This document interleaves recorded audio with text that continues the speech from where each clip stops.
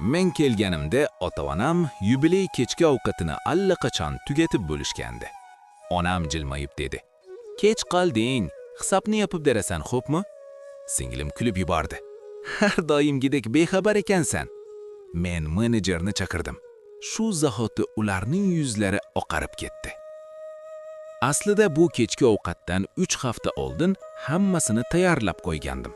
Tasdiqlash xati emailimda turardi. Restoranga o'zim qo'ng'iroq qilganman. Shahar ichidagi eng nufuzli maskanlardan biri Meridiandagi alohida xonani band qilish uchun kredit kartamni ham qoldirgandim.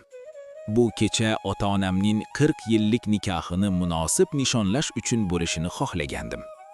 Kechki ovqat 7 ga belgilangan edi. Men esa tirbandlik sabab 7:30 da yetib keldim. Oilaviy guruhga kechki yotganimni yozib yuborgandim. Shundan keyin telefonim jim bo'lib qoldi. Bu birinchi ogohlantirish bo'lishi kerak edi. Restoranga kirganimda hostess meni darrov tanidi. Miss Crawford, xush kelibsiz. Guruhingiz allaqachon Rosewood xonasida.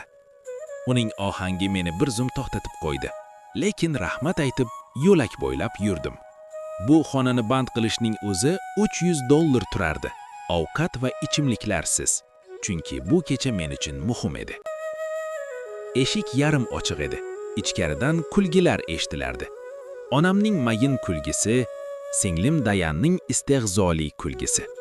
Ichkariga kirganimda manzara aniq edi. Stolda bo'sh tarelkalar, kamida 4 ta bo'shab borayotgan vino shishalari, otam Robert kursisiga suyanib to'yib ovqatlangan odamdek mamnun edi. Onam Brenda lablarini salfetka bilan artardi. Bilaguzagi lustra nurida yaltirardi. Dayan va eri Kevin esa o'zlaridan juda mamnun ko'rinardi. Onam meni ko'rib dedi: "Kech qolding. Hisobni yopib berasan, xo'pmi?" Dayan kuldi. "Hali ham hech narsadan bexabarsan." Men eshik oldida qotib qoldim. Ular ovqatni men kelmasdan boshlamagandi. Ular butunlay tugatishgandi. Men band qilgan restoranda, men to'lagan xonada, menga joy ham qoldirishmagan. Biror taom ham. Men 30 daqiqa kechikishimni yozgandim, dedim sokin ovozda. Otam qo'l siltadi. Och edik, kutolmadik. Stol 8 kishilik edi, lekin faqat 4 ta stul ishlatilgan. Qolganlari devor tomonga surilgan edi. Menga joy qo'yilmagan.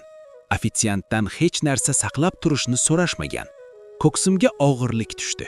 Bu hissiyat menga tanish edi. Juda tanish. Dayan vino qadahini aylantirib dedi: "Bilardik-ku, baribir sen hal qilasan. Har doim sen hal qilasan." Bu so'zlar boshimda jarangladi. Ular chin dildan men hisobni to'layman deb o'ylashardi. Bu bizning yillar davomida shakllangan munosabatimiz edi. 16 yoshimdan beri hamma narsani hal qilib kelganman. Dayan qamoqdan chiqishi uchun pul topganman. Uy krediti yetmay qolganida to'laganman. Otam sherigi pul o'g'irlab ketganida yordam berganman. Har bir inqirozda, har bir favqulodda holatda. Menejer Daniel yonimga keldi. "Miss Crawford, hammasi yaxshi o'tdimi?"